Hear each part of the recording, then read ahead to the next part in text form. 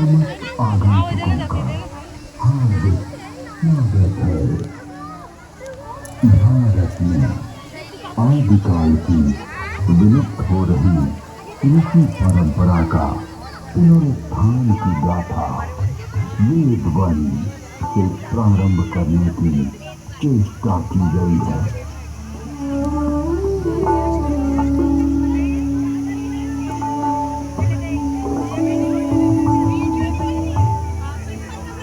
वेद परमपिता परमात्मा की पवित्र वाणी है, जो सृष्टि के प्रारंभ में मानव मात्र के कल्याण के लिए अग्नि, वायु, आदित्य, अंगिरा इन 4 ऋषियों के पवित्र अंतःकरण में उद्भूत हुई।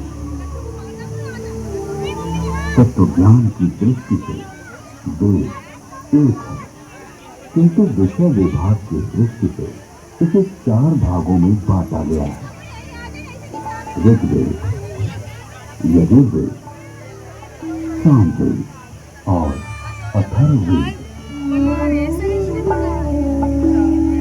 ऋग्वेद में ज्ञान का विषय, यजुर्वेद में कर्म का विषय, सामवेद में उपासना का विषय और अथर्ववेद में विज्ञान का विषय है। विश्व साहित्य का प्राचीनतम ग्रंथ वेद है। मानव जाति के प्राचीनतम ग्रंथ होने के कारण उस समय की सभ्यता, संस्कृति, आचार विचार और कर्तव्य आदि को जानने का स्रोत वेद है। भारतीय दर्शन, साहित्य, ललित कला, संगीत, ज्योतिष, ज्ञान विज्ञान वेदों में है। वस्तुतः वेद संसार के समस्त पदार्थों का बोध कराते हैं। वेद के भाष्य का आचार्य सायर कहते हैं, ईष्ट की प्राप्ति एवं अनिष्ट के परिहार के अलौकिक उपाय को बतलाने वाले ग्रंथ वेद हैं। सबके द्वारा पूजनीय और यजनीय परमात्मा से ऋग्वेद, यजुर्वेद, सामवेद और अथर्ववेद प्रकट हुए हैं। ऋग्वेद के मंत्र दृष्टा ऋषि कहते हैं, तस्माद् विजातस्य सुवरुता ऋचा सामानि जज्ञिरे छन्दांसि जज्ञिरे तस्माद् यजुष्टे स्मा विजायते। ऋग्वेद, जिसके द्वारा विभिन्न देवताओं की स्तुति की जाती, उसे ऋग कहते हैं। ऋच्यते तूयते अन्य इति ऋक्। इस प्रकार की ऋचाओं के संग्रह का नाम ऋग्वेद है। ऋग्वेद विश्व साहित्य का प्राचीनतम ग्रंथ है। ऋग्वेद में 10 मंडलों में 1028 सूक्त में 10,600 मंत्र हैं।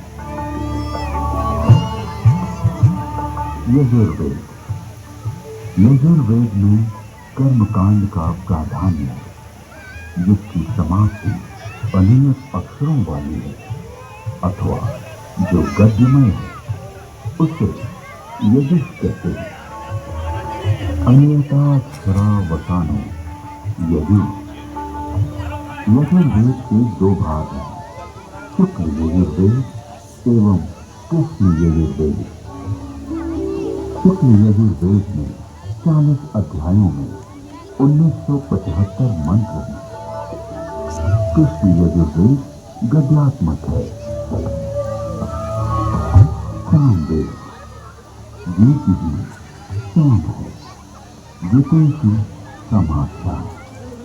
संगीत का मूल उद्गम सामवेद है।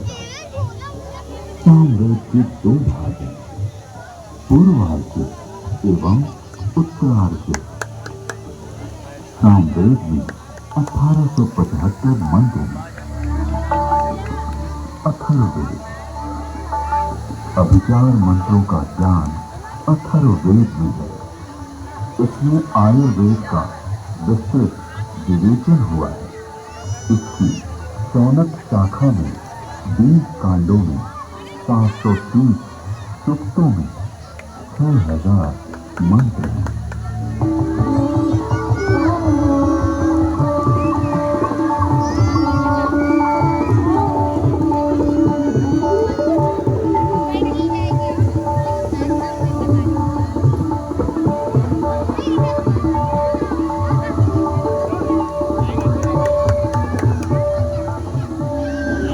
प्राचीन काल में वेद श्रुति परंपरा से अक्षुण्ण रहे।